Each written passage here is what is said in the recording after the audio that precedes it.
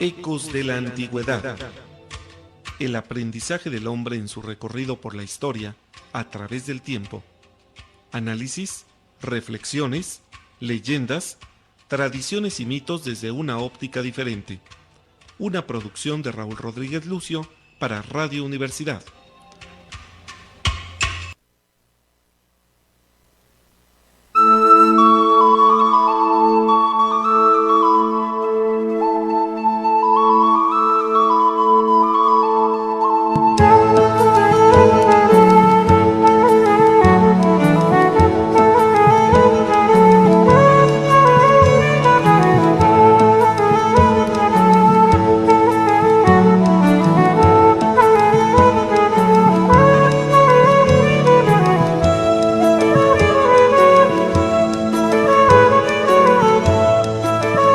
Ecos de la Antigüedad presenta la segunda parte de la serie de la historia del batallón de San Patricio, que se lleva a cabo con Fernando Rocha y Manuel Ramos Curí.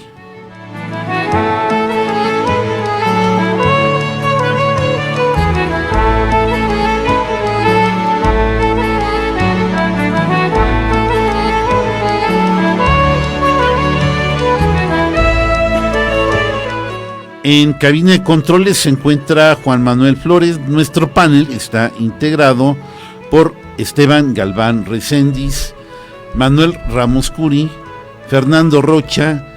En la conducción, Alonso Santamaría, y al micrófono les habla un servidor, Raúl Rodríguez Lucio.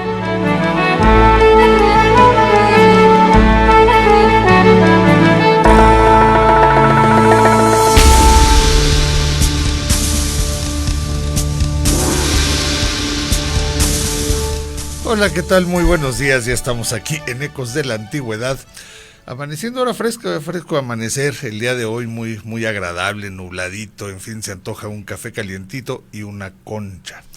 Bien, bueno, pues vamos a seguir platicando acerca de este batallón de San Patricio. Además mis compañeros vienen, eso viene, Mauro, allá en el inframundo debe hacer más frío porque viene muy enchamarrado.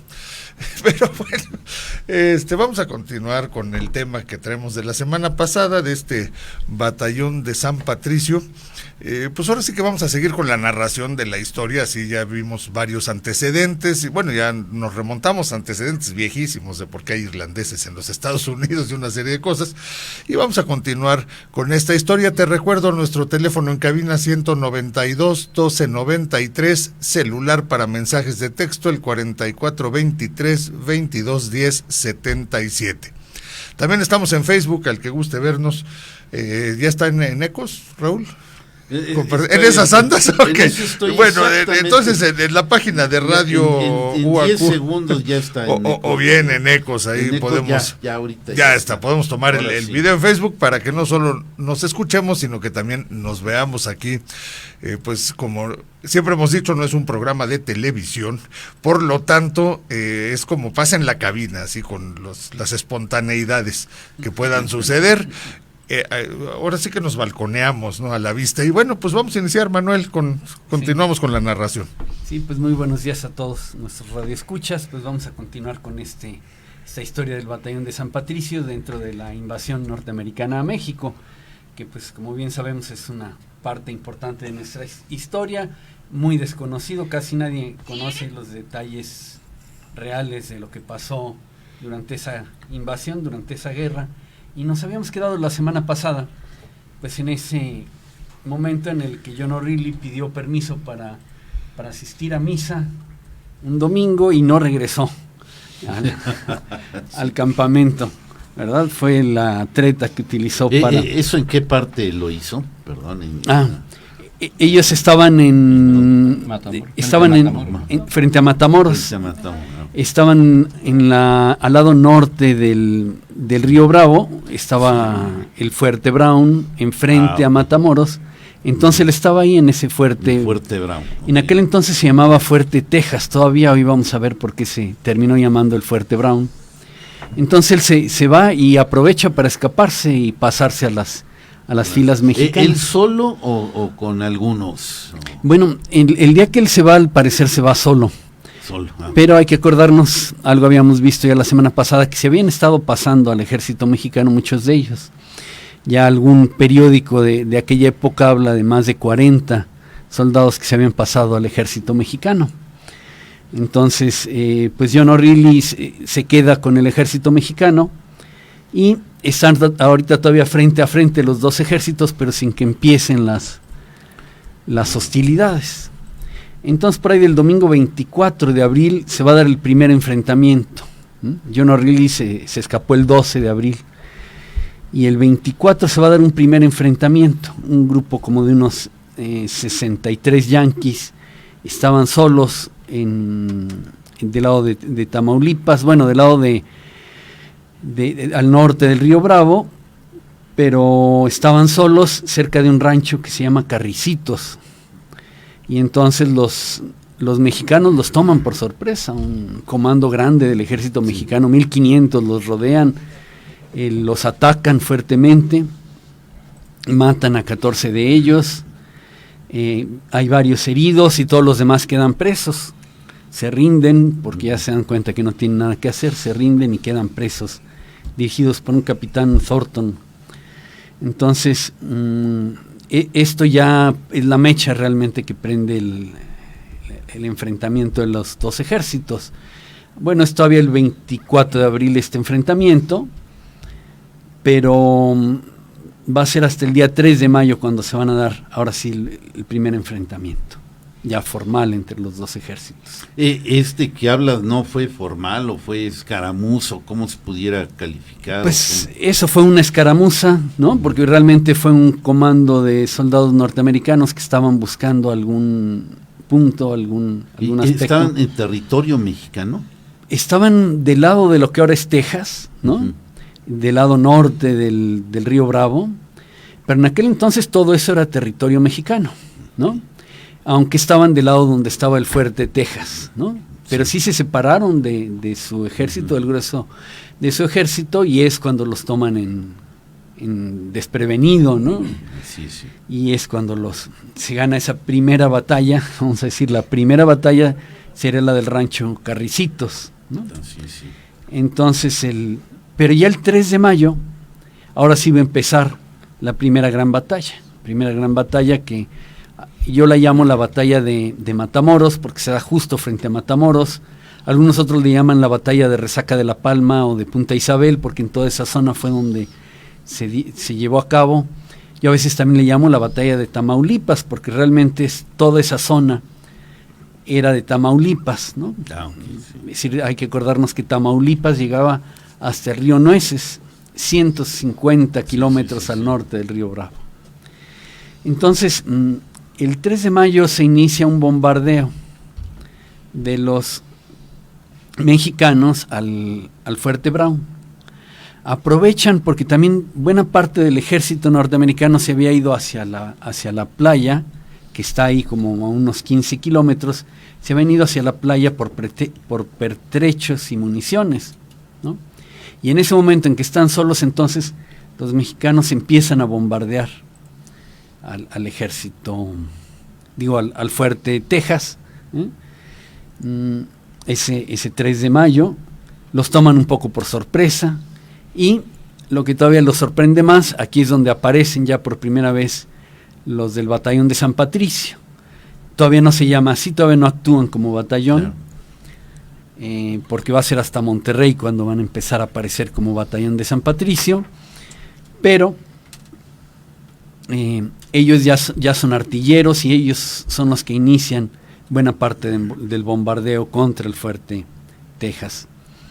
Los norteamericanos los ven a través de sus catalejos, se sorprenden, ¿no? Están sorprendidos viendo que sus propios antiguos compañeros son los que los están atacando, ¿no? Bueno, pero eran compañeros de segunda, ¿no? También sí. Eso es lo malo. Es una de las razones por las que se mueven, ¿no? Porque, claro, pues sí, sus propios compañeros, pero nunca los trataron como tales. Nunca los trataron como tales, ¿verdad? Ya lo veíamos la semana pasada, como es que siempre los discriminaban, los maltrataban, ¿no? Sí, que eso no les quita lo desertores, pero vamos, es una de las explicaciones de por qué pues deciden irse del lado contrario, además de la cuestión de principios, ¿no? Sí, exactamente, ¿no? Y también podríamos agregar de que la disciplina en el lado americano de los yanquis era muy, muy estricta, a diferencia del ejército mexicano, que había sido formado, pues ahora sí que a base de levas, se puede decir, y llamamientos. Sí. Entonces, O sea, había también como más libertad. porque porque dentro de los desertores no nada más fueron los irlandeses, inclusive hubo estadounidenses que se pasaron del lado mexicano, huyendo de eso, y pues la promesa que se hablaba la semana pasada de esas tierras que les iban a dar terminando la guerra, ¿no? Ok, bueno, sí, claro, como siempre, muchos factores, ¿no? Pero sí, lo interesante es que, bueno, aquellos se sorprenden de verlos de este otro lado, pero pues no toman en cuenta que nunca los tenían integrados, vamos, no era gente que estuviera realmente integrada al ejército, los llevaban medio de a fuerza, ¿no? Eran pues muy forzados y sobre todo muy maltratados, ¿no? Por eso se cambiaron, o sea, los maltrataban mucho. Los maltrataban mucho, ¿no? Los castigaban por cosas mínimas. Sí, eso veíamos la semana pasada, ¿no? Que inclusive maltrato físico, ya descarado. Sí, descarado.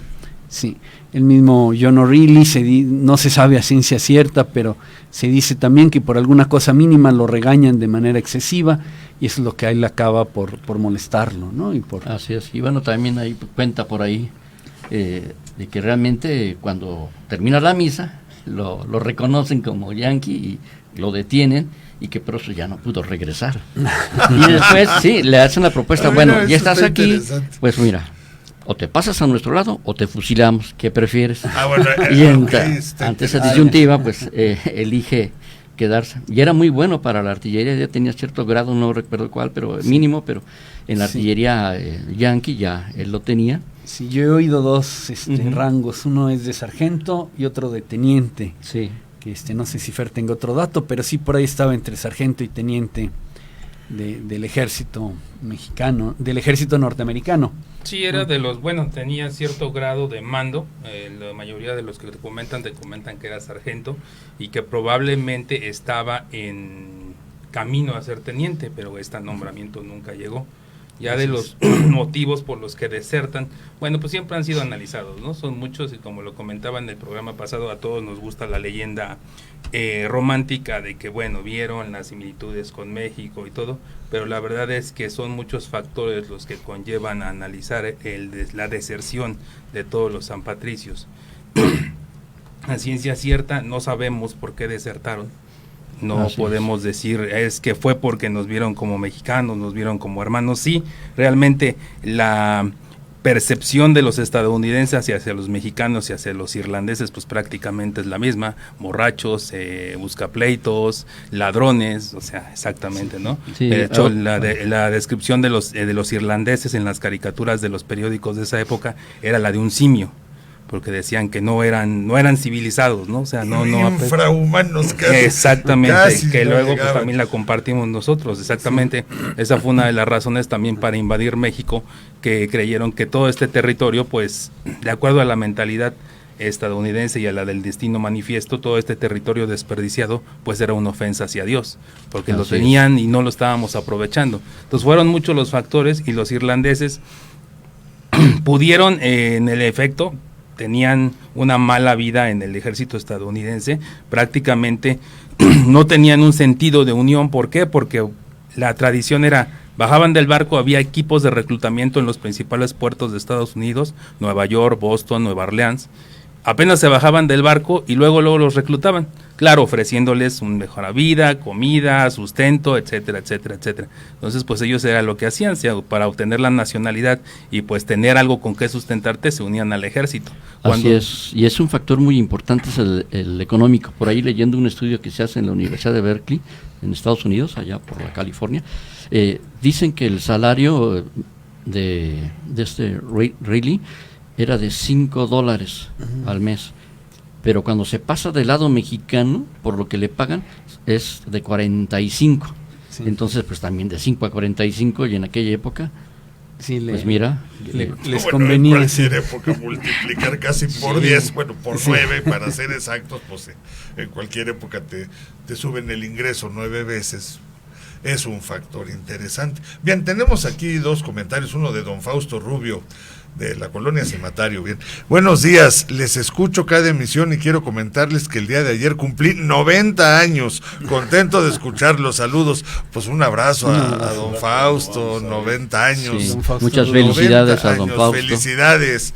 Y también tenemos, nos dejaron un mensaje de texto, no deja nombre, pero la terminación es 848, y dice así: buen día, quiero felicitarles por el buenísimo programa, los escucho siempre, por favor comenten de qué año se trata de aquel abril, muchas gracias. Sí. Es cierto, es que como ya estábamos según ubicados, ¿no? Sí. No, pero tienes razón, no dijimos no Hay hemos que dicho el decir año, en todo, sí. en esta emisión, no hemos tocado No el hemos año, la tocado el pasada año. sí se... Exactamente. A ver, coméntame. Es que fue 1846, ¿no? Un año antes ya del... claro, sí. Y ahorita prácticamente todo lo que vamos a ver, bueno, la primera parte que vamos a ver el día de hoy es 846, ¿no? Después en el 47 es cuando van a llegar a Ciudad de México. A veces la gente le dice la guerra del 47, pero realmente fue una guerra desde 1845 en que ellos invaden el territorio mexicano, o al menos 1846 cuando empiezan las hostilidades, hasta 1848, en que terminan y se van de México, ¿no? Que pues seguiremos revisando. Entonces, bueno, pues comienzan ya a bombardearse, empiezan a bombardear al Fuerte Texas.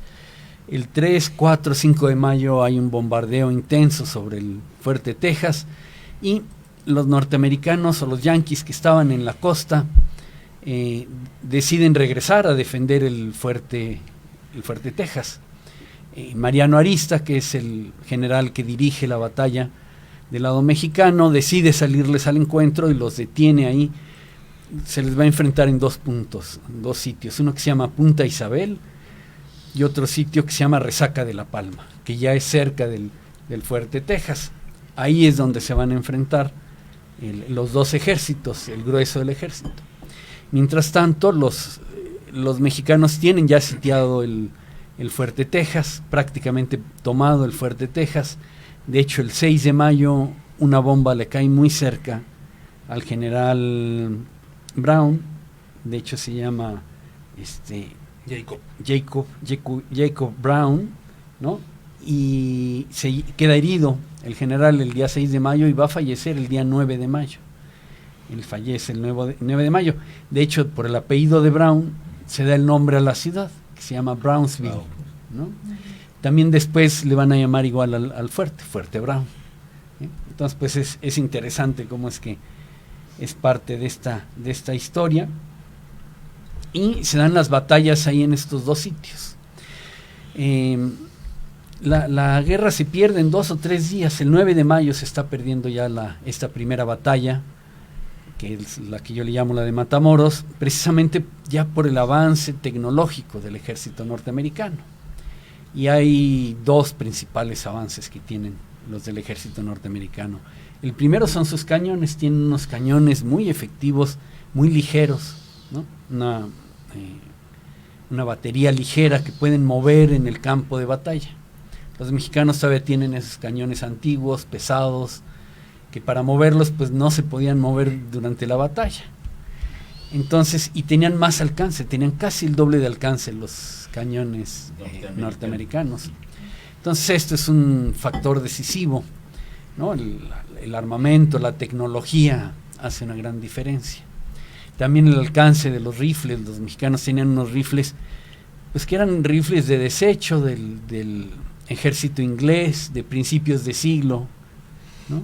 O sea, era armamento prácticamente de la guerra de independencia. Pues prácticamente era de la guerra de independencia mexicana, de la independencia de Estados Unidos, ¿no? Sí.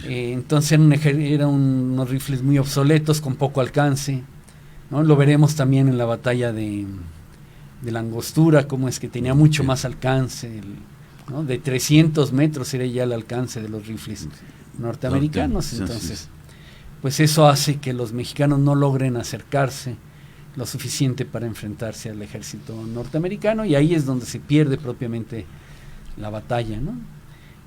La batalla se termina el 9 de mayo, ¿no?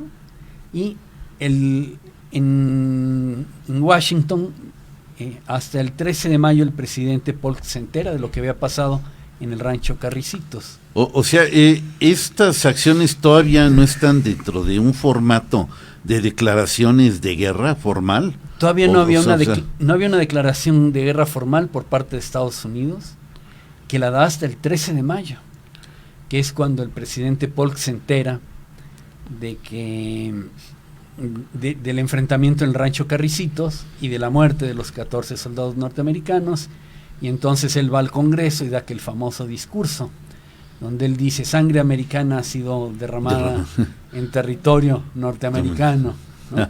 Cosa que no era, ¿no? Sí. Que sabemos que no era territorio de él, pero ya ahí es cuando se da la declaración de guerra. Al parecer México ya tenía una declaración de guerra, pero de defensa. Ya el presidente que era Mariano Paredes había dado una declaración de defensa, pero no de ataque. Entonces más bien era una defensa la que se iba a dar. Y además se tarda, ¿no?, en publicar esta declaración de guerra. Ah, ok. Sí, creo que es hasta el mes de julio, cuando se da la declaración. Sí, cuando ya están en plenas hostilidades, ¿no? Y que además es cierto, es una declaración de guerra de defensa. México nunca quiso esa guerra, ¿no?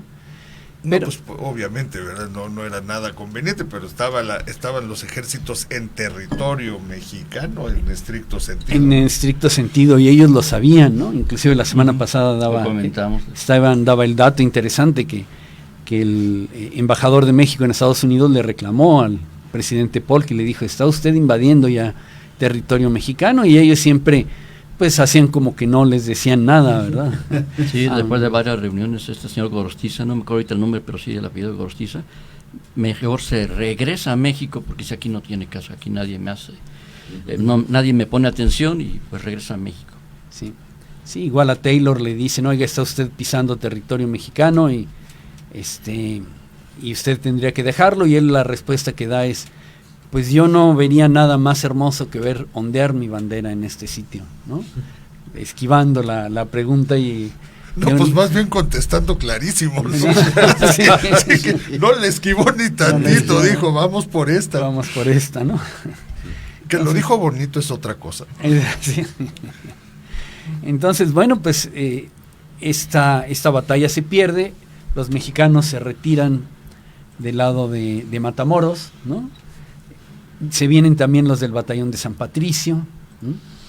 El mismo John Reilly escribió, después hay una carta, en este libro que estoy revisando, un libro escrito por Peter Stevens. A ver, aquí ya están actuando como batallón. Todavía no es batallón. ¿no? Todavía no. Los futuros integrantes del batallón de San Patricio. Los futuros integrantes, sí, pero... Sí, nada más clarificando porque ya ves que es el momento en que se va como formando, ¿no? Todo esto. Sí. Se está conformando. Sí, es interesante esto porque ahí todavía en Matamoros eran como 40 los integrantes de lo que después más adelante los fue el batallón. Los futuros integrantes. Y ya para Monterrey son cerca de 400. Okay. Y lo interesante es que siempre pensamos que nada más eran irlandeses, pero como se ha comentado aquí, había de diferentes nacionalidades, principalmente alemanes, inclusive mexicanos. Por ahí en el librito, bueno, en el estudio chiquito que estoy leyendo, menciona que eran 7 mexicanos los que eran parte de este batallón, 3 oficiales, sí, y los demás sí ya de pues soldados rasos. Sí, efectivamente, ¿no? Entonces, cerca de 48 participan ahí en la batalla de Matamoros, ¿no? De esos, el mismo John O'Reilly después escribe una carta comentando eso, que él ya pelea ahí en Matamoros con más de 40 compañeros, formando equipo como parte de los artilleros. Okay. ¿No? Ya al terminar la batalla, bueno, pues se retiran, escapando rápidamente del posible apresamiento que pudieran sufrir por parte de los norteamericanos, de los yanquis, porque los hubiera ya desde entonces ido muy mal, ¿no? Pero sí logran escapar, y ahí prácticamente terminan este primer enfrentamiento, ¿no? Que no sé si hubiera algún otro detalle que tú conocieras ahí del enfrentamiento en Matamoros, Fer. Ahí nada más, bueno, unas aclaraciones. El Brown era el mayor Era el Jacob mayor. Brown. Posteriormente se le cambia el nombre a Fuerte Brown y después la población que está al ladito es cuando se comienza Brownsville. Con respecto a esto de John O'Reilly, también varios documentos, como lo dices, comentan que peleó en la batalla de Matamoros, Fuerte Brown. Hay otros que lo sitúan hasta hasta Monterrey. ¿Por qué? Porque, como lo decía Esteban, el batallón de San Patricio, estaba formado por desertores, traidores, pero también por ciudadanos extranjeros que estaban asentados en México. Entonces, posteriormente, después de la batalla de Buenavista, el batallón de San Patricio se integra a lo que es la Legión Extranjera, que se llamaría Legión Extranjera y Compañías de San Patricio, que estaba formado por ciudadanos ya mexicanos, pero que eran de origen extranjero, que pues se unieron a la lucha, ¿no? De hecho, muchos de ellos también fueron juzgados y pues los que se alcanzaron a salvar fue porque demostraron que pues nunca habían tenido alguna relación con el ejército estadounidense, más que eran ciudadanos que vivían aquí en México y habían decidido. Unos de estos, dentro de ellos, pues como dice Esteban, había muchas nacionalidades, ¿no? Uno de los factores comunes que se menciona siempre, que es uno en los que más se recalca, que eran católicos, ¿no? Eso era, sí. Se le da a esta guerra o a esta intervención de los San Patricios o de estos extranjeros, pues ese factor común que era pues el catolicismo contra una nación protestante. Digo, son muchas las cuestiones de análisis que se tienen que hacer ahí, porque pues también varios de los San Patricios, no quiero decir que todos, pero eran protestantes también. Entonces, no digamos que no es la única razón. El punto de la religión no es algo medular, pero es algo que se ha hecho dentro de esta leyenda romántica de que se les ha descrito, ¿no? Algo que, que sí no se puede negar es que, pues, el hecho con el que combatieron, o sea, el compromiso con el que combatieron y que se vio durante toda la guerra, porque, pues, toda la guerra se perdió.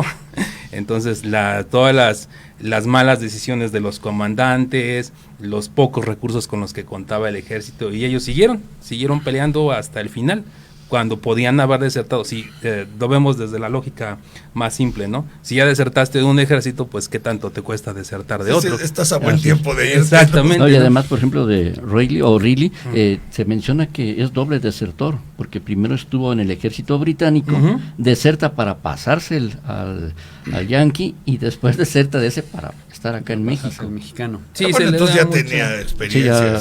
Sí, se le da mucha. John O'Reilly también es muy analizado, digo, también desde su fecha de nacimiento. Sí, hay muchos problemas. Se dice que tiene 45 años cuando se une a San Patricios. Bueno, el pueblo donde se le atribuye el nacimiento fue fundado en 1812.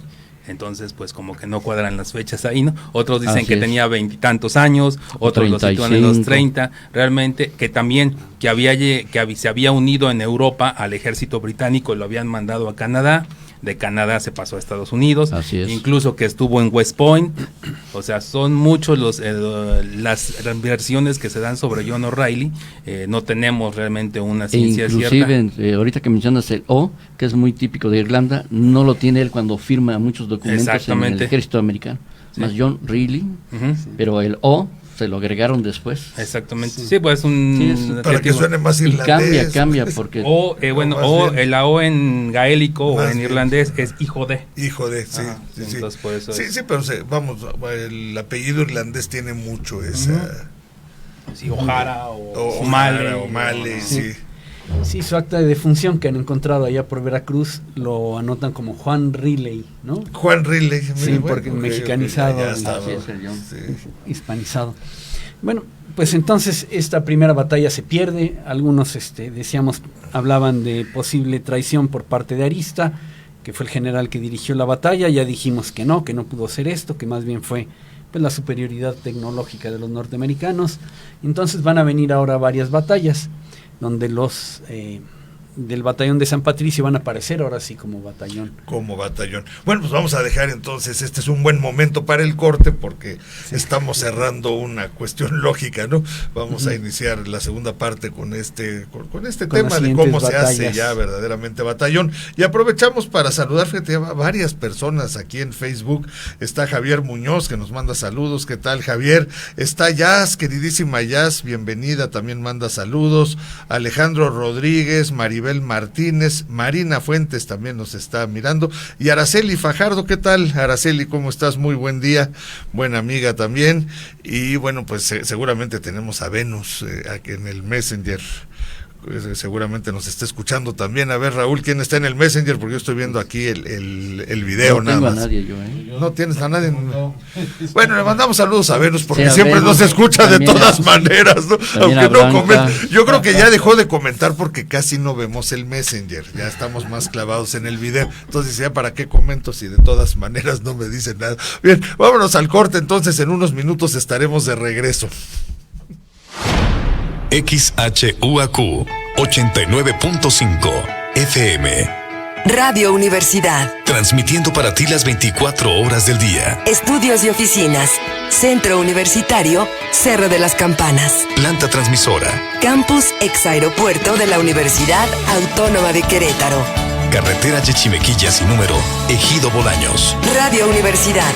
Integrante del Sistema de Radio, Televisión y Cinematografía de la Universidad Autónoma de Querétaro.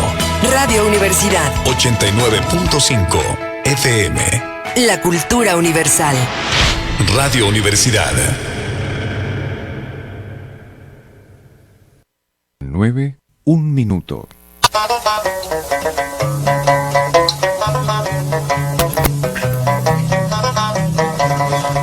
Well, in the merry month of May, now from me home I started, left the girls and two, and nearly broken hearted, saluted father dear, kissed me darling mother, drank a pint of beer, me grief and tears to smothered enough to reap the corn and leaf, for I was born, God a stout like sound of banished ghost, and goblins a brand new pair of brogues to rock the love of the bogs, and fighting all the dogs on the rocky road, a double and 1, 2, 3, 4, 5, up to Harrington and down the rocky road, and all the ways to double and Wickfall Aldida. In Mullingar that night I rested limbs so weary, started by daylight next morning light, and there he took a drop of the pure to keep me heart and drink, and that's the paddy's cure. When there he's up for drinking, they hear the lassie smile, laughing all the while, at me curious style to touch a heart above, and he asked me was I hired, and wages I required till I was almost tired of the rocky road, to double and 1, 2, 3, 4, 5, hunt to hare and turn her down the rocky road, and all the way to double and Wickfall Aldida. In double and next arrived, I thought it such a pity to be so soon deprived of you of that fancy. Then I took a stroll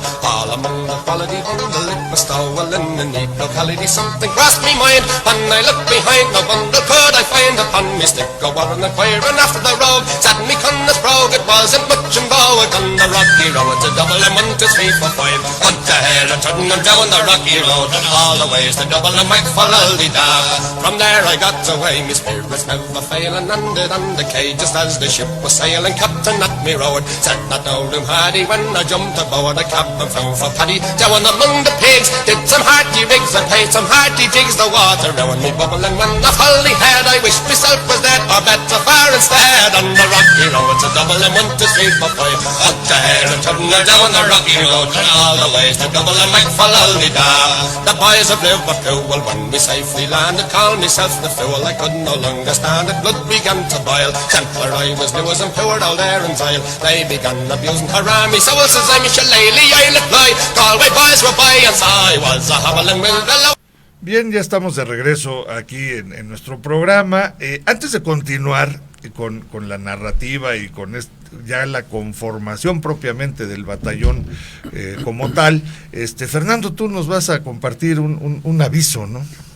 Sí, gracias, Alonso. Bueno, pues los invitamos, tenemos nuestra próxima conferencia el 19 de septiembre en el auditorio de SEART, ahí en Santa Rosa de Viterbo. Precisamente, pues vamos a estar hablando acerca de este tema, los San Patricios, las 7 de la tarde, ahí al ladito de la entrada principal de Santa Rosa de Viterbo está el auditorio, y pues esperamos que nos puedan acompañar.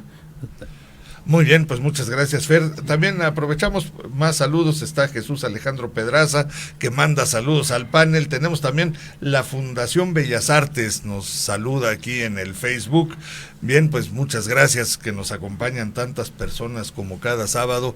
Y bueno, pues ya saben, aquí estamos listos también para sus comentarios, preguntas, en fin, todo lo que quieran compartir con nosotros. Y vamos a continuar entonces. No olvides a Gerardo. Gerardo, que está, sí, cierto, tienes toda la razón, Esteban. Se me estaba viendo, Gera, nuestro compañero, está también con nosotros, nada más que él está en el Messenger. Bueno, se manifestó en el Messenger. Porque bueno, ya saben, es lo padre, ¿no? De que ya podemos llegar a prácticamente cualquier parte del mundo por el lado de Facebook, y aquí localmente pues en la radio, la tradicional y hermosísima radio. Bien, pues vamos a continuar, Manuel, con la narrativa. Fernando, nos vas comentando por favor detalles interesantes de cada evento. Sí. Pues entonces los mexicanos se retiran. Esta batalla fue en mayo. Ya dijimos que el presidente Polk hizo la declaración formal de guerra. Entonces los mexicanos se van a retirar hacia Monterrey. Y ahí es donde se va a dar la siguiente batalla, en septiembre de 1846. Monterrey, Nuevo León. Nuevo León, sí, Monterrey, Nuevo León. O sea, todavía más para acá, ya sí, al sur del Río Bravo. Al sur del Río Bravo, okay. Exactamente. Es que está el Monterrey también. Entonces, hay en Monterrey, sí. Sí, pero entonces para clarificar que ya es de este lado del Río Bravo, ¿no? De este lado del Río Bravo. Digo que en Bravo, aquella época no era frontera, pero ya significa que la incursión va más todavía. Va avanzando, los norteamericanos fueron avanzando, ¿no? Entonces el 21 de septiembre los norteamericanos van a empezar a tomar, o van a intentar tomar Monterrey. Ahí ya se va a formar el batallón de San Patricio como tal. Ya son entre 300 y 400 efectivamente los soldados que se han pasado del ejército norteamericano al mexicano, principalmente combatientes norteamericanos los que van a estar aquí peleando, y entonces va a comenzar la batalla, y los norteamericanos atacan de norte a sur a la ciudad de Monterrey, y lo atacan por los dos lados. Hacia el poniente van a tomar, el 21 de septiembre van a tomar primero la carretera que va de Saltillo a Monterrey, de manera que ahí cortan la salida para el ejército mexicano. Okay, eso ya es un poquito más hacia el sur, ¿no? Un poquito más de hacia el sur y poniente. Okay. El día 22 van a tomar el Obispado, que es un cerrito, una pequeña colina, que era efectivamente donde estaba la casa del obispo, ¿no? Que aún se sigue llamando así, pequeño cerrito. De hecho, en la cumbre del cerrito hay una pequeña iglesia, y ahí hay un museo de sitio, porque ahí se han dado no solo esta batalla, que fue parte de la batalla de Monterrey durante la invasión norteamericana, sino también algunas otras batallas posteriores se dieron ya nacionales, se dieron ahí en el Obispado. Entonces, también los norteamericanos atacan por el lado oriente de la ciudad. Había un pequeño fortín que le decían que era una tenería, un lugar donde se curten pieles, y ahí lo toman los mexicanos para defenderse. Los norteamericanos toman la tenería también ahí el 21-22 de septiembre. El 23 de septiembre ya se dan la batalla en la ciudad propiamente, cerca de la catedral, del zócalo de la ciudad. Nuevamente los del batallón de San Patricio tienen la artillería y defienden fuertemente la ciudad. Rechazan 2 veces al ejército norteamericano, al ejército yanqui, que intenta apoderarse ya de toda la ciudad, y no lo logran en buena medida gracias a la defensa que presentan los del batallón de San Patricio. Y a todo esto hay que comentar algo interesante, y es que no hay muchos detalles de todas las defensas que hizo los del batallón de San Patricio, porque ninguno de ellos después escribe la defensa, memorias, no hay ninguna memoria así directamente. Ya veremos cómo es que el batallón de San Patricio tiene un final pues un tanto triste, porque ya después de toda la guerra va a ser traicionado y va a ser olvidado y se va a disolver el batallón de San Patricio. Pero bueno, eso será tema de después, pero hubiera sido muy interesante que alguno de ellos se hubiera animado a escribir esas memorias. Entonces más bien lo que se tienen son así algunos flashazos de cómo es que ellos eran excelentes artilleros, cómo es que lograron 2 veces rechazar al ejército norteamericano, y hasta el 24 en la noche el ejército mexicano tiene frenado al ejército yanqui que está tratando de tomar la ciudad. Desafortunadamente el 25 por la mañana el general Ampudia, que es el que ahora dirige la batalla por parte de México, decide capitular. Error táctico, porque después lo que todo el mundo se ha dado cuenta históricamente es que los que ya querían llegar a un arreglo era el ejército yanqui, porque había tenido muchas bajas, más que el mismo ejército mexicano. Sí, además ya estaba ubicado en un lugar donde le iba a ser cada vez más difícil hacerse de insumos, ¿no? Ya Sí. la incursión era muy a fondo, en zona ya poblada, porque también al norte del río Bravo estaba muy despoblado todavía, pero ya de este lado pues ya estaba bien pobladito, Estaba ¿no? mucho más poblado, sí. Pero fíjate qué curioso, ¿no? Entonces Ampudia por supuesto no sabía que aquellos... Él no se da cuenta que está ganando la guerra, ¿no? Y se piensa más bien como copado, ya por todos lados, y decide capitular. Faltaba inteligencia ahí. Le faltó inteligencia. Digo, no a él, sino inteligencia, información, pues, ¿no? Sí. Sí. Sí, las tácticas militares del ejército mexicano es una de las razones también por las que se pierde esta guerra, ¿no? Indudablemente que falta mucho. Y entonces pues se llega a un acuerdo, de hecho Taylor acepta la rendición mexicana y la acepta con muchas ventajas para el ejército mexicano. O sea, el ejército mexicano puede salir con todos su armamento, no le retira absolutamente nada de su armamento, ni de alimentos, ni toma preso a nadie. Pues sí, digo, si ellos ya estaban pensando en capitular y de pronto el de frente te dice me rindo, pues vete. Ya, vamos, no hay necesidad de ser rudo, ¿no? Exactamente. Así es, y bueno, también algo interesante, es ahí donde confirman realmente que esos desertores que había tenido su ejército yanqui se pasaron a México, porque como desfilan casi, se puede decir casi enfrente de ellos, es cuando se dan cuenta de que ya van ondeando su bandera verde esmeralda y toda la cuestión de los irlandeses, que se dan cuenta que realmente ahí que ya desertaron y que están del otro ejército, en este caso el ejército mexicano. Sí. Otro dato curioso es que por ese mismo momento en que se está dando la guerra en Monterrey, Santa Anna, que estaba en La Habana, en Cuba, regresa a México y toma el control otra vez del país. Okay, sí, Santana va a regresar invitado por los mismos liberales. Eso es algo muy interesante. Sí. El que le escribe a Santana para que regrese es ni más ni menos que Melchor Ocampo.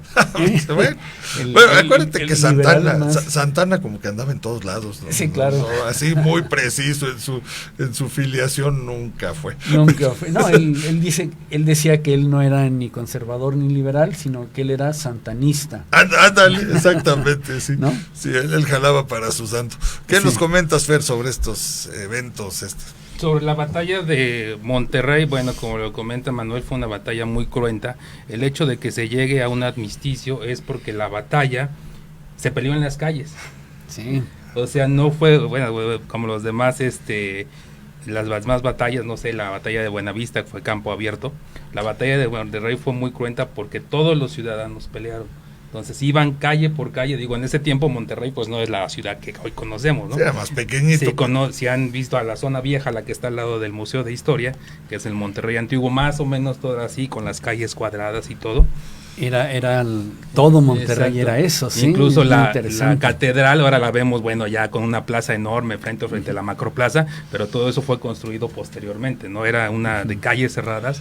Entonces los estadounidenses pues los estaban atacando por todos lados, al igual que los mexicanos pues también estaban haciendo muchas pérdidas. Tanto, digo, si vemos las acuarelas o los dibujos que hay de esa época, pues casi todos son estadounidenses. Y una cosa que dibujan en esta parte, a lo mejor porque era el principio de la guerra, no lo sé, pero se ve en los dibujos como la matazón entre los dos ejércitos, ¿no? A diferencia de las posteriores descripciones en las que ya se ve que los Estados Unidos están barriendo a los mexicanos y casi en todas pintan al ejército mexicano huyendo. En esta no, se ve que están peleando pues casi de iguales, y esto es lo que lleva a que se haga un armisticio. Incluso los San Patricios estaban defendiendo la ciudadela, actualmente ya no existe, ya nada más existe un pedacito de la ciudadela con un monumento que estaba al norte de Monterrey, era de donde estaban cañoneando a los estadounidenses, y tienen que ir a avisarles cuando hace el armisticio, porque ellos seguían peleando. Sí, no, entonces, pues no se enteraron. sí, tienen que ir a avisarles, ¿saben qué? Ya se llegó un armisticio, y en el armisticio, bueno, Taylor es el que negocia con Pedro de Ampudia. Pedro de Ampudia, hay que recalcar también, hablando de extranjeros, Pedro de Ampudia no era mexicano, era cubano. Nació en Cuba. Cubano. Y se vino con la independencia, ya se vino para acá y fue uno de los comandantes en el norte. Y a partir de este momento, muchos soldados también empiezan a desertar del ejército estadounidense. Una de las principales características de esta guerra para los estadounidenses es que es la guerra en que más índices de deserción han tenido. Y a veces, bueno, también le decimos que es parte de, pues es que vieron, vuelvo a lo mismo, ¿no? Las similitudes entre México y todo, ¿no? Pero el detalle es que en ese tiempo los Estados Unidos no estaban unidos.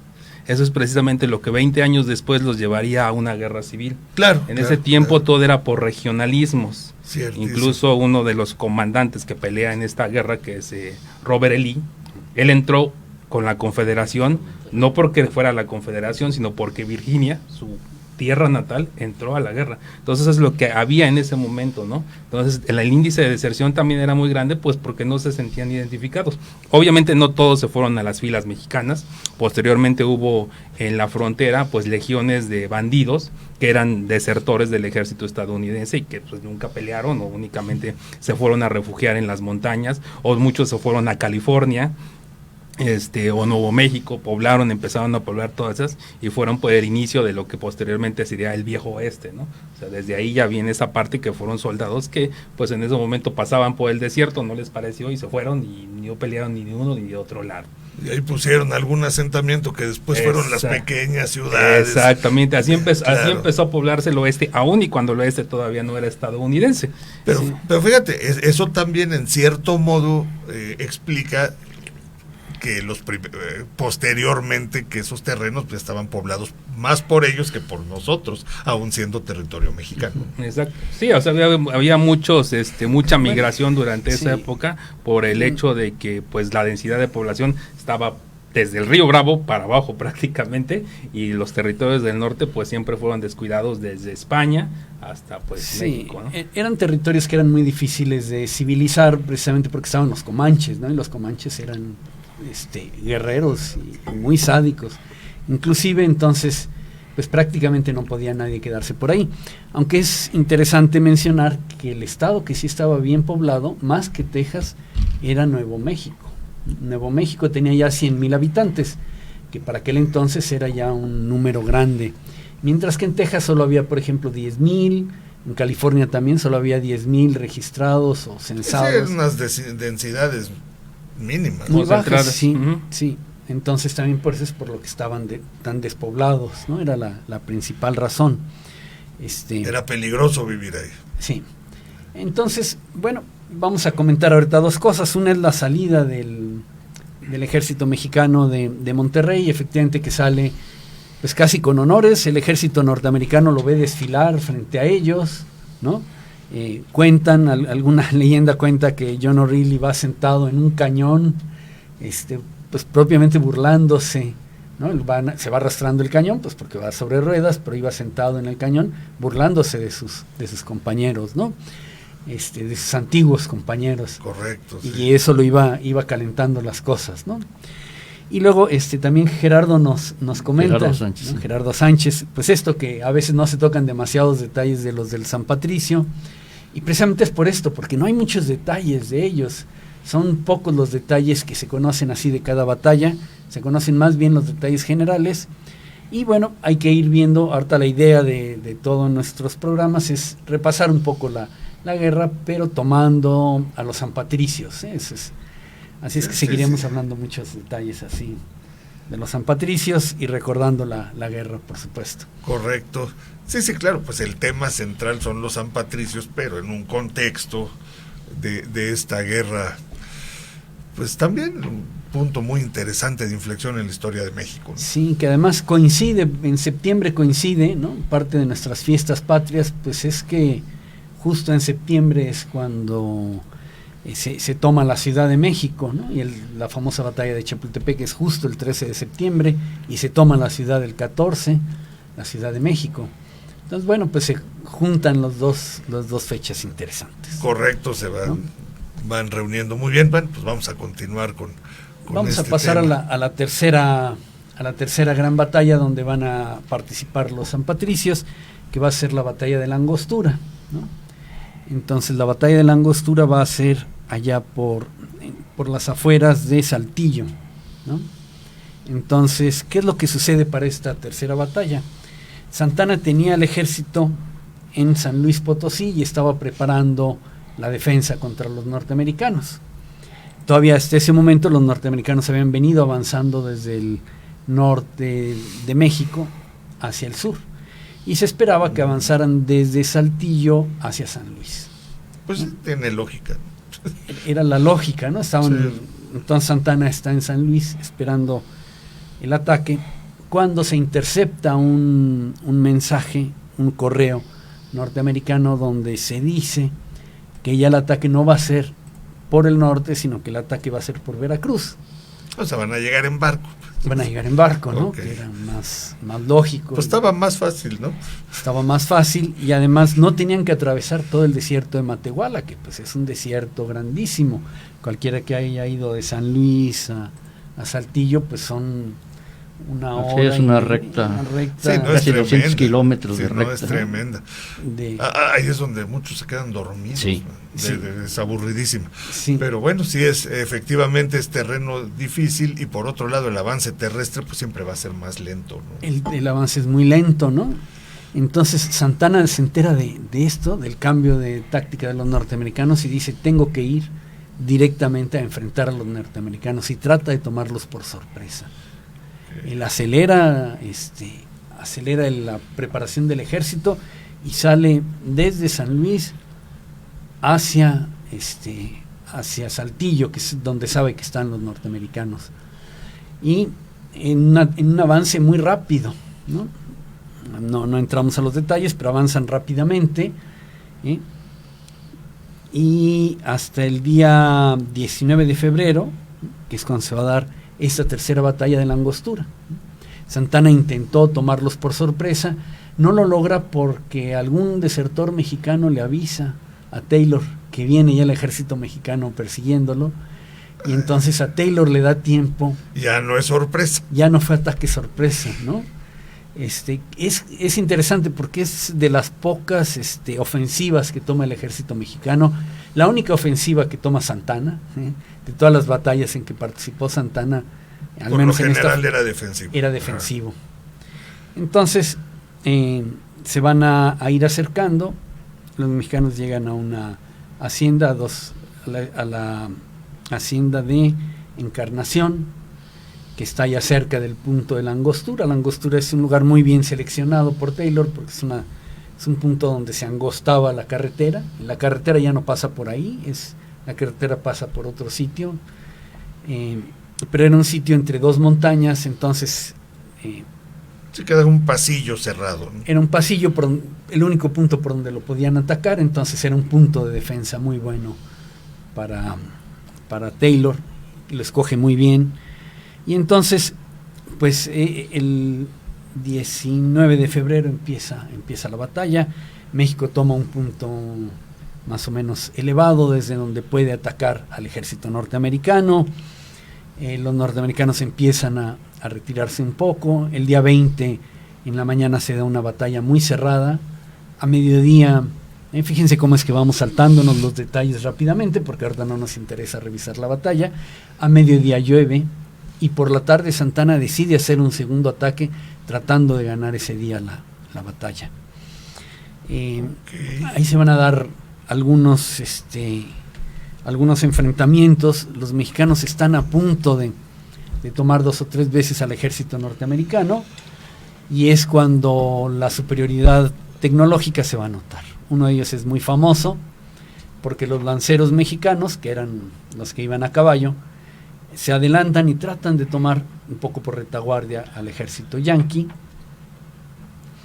Y entonces se están acercando al ejército yanqui, se acercan un poco y a los 100 metros se detiene el ejército mexicano diciendo aquí a 100 metros que nos empiecen a disparar, pero estamos tan lejos que no nos van a atinar. Y resulta que sí llegaban, ¿no? Y resulta como que 100 metros fue tiro al blanco. Sí, pues traían rifles que daban hasta 300. Daban hasta 300 metros. Bueno, pues vamos a cerrar con este comentario, ya se nos está terminando el tiempo, tenemos una pregunta ya para cerrar, y el próximo programa detallamos más sobre este punto que está interesantísimo. Es interesantísimo. Bueno, en fin, dice aquí, buenos días, siempre los escucho, solo para preguntarles qué cantidad de soldados era el batallón de San Patricio y si traían uniforme irlandés o mexicano. Eran entre 300 y 400 y traían uniforme mexicano, ¿no? Traían sí la bandera de Irlanda, ¿no? Que aquí nos podrá detallar todavía más aspectos Fernando, pero sí era ya una bandera verde con dorado, ¿no? Con el dicho Erin go Bragh, que es viva Irlanda por siempre. Por siempre, ¿no? Muy bien, bueno, pues con esto cerramos. Se quedó esta anécdota interesante de qué falla táctica, ¿no? Pues 100 metros y no se acordaron que sus rifles llegaban un poquito más lejos. Y además los mexicanos traían uniformes rojos. O sea, verdes, que se note, ¿no? Una manera fácil de atinarles. Sí, qué entonces, barbaridad. Bueno. Bien, pues nos retiramos por ahora, seguimos con esto el siguiente sábado, ya detallar un poco más esta batalla y bueno, pues los comentarios y anécdotas que tengamos sobre el batallón de San Patricio. Muchas gracias a todas las personas que nos acompañaron el día de hoy y a mis compañeros de mesa. Ecos de la Antigüedad. El aprendizaje del hombre en su recorrido por la historia a través del tiempo. Análisis, reflexiones, leyendas, tradiciones y mitos desde una óptica diferente. Una producción de Raúl Rodríguez Lucio para Radio Universidad. XHUAQ 89.5 FM. Radio Universidad. Transmitiendo para ti las 24 horas del día. Estudios y oficinas. Centro Universitario, Cerro de las Campanas.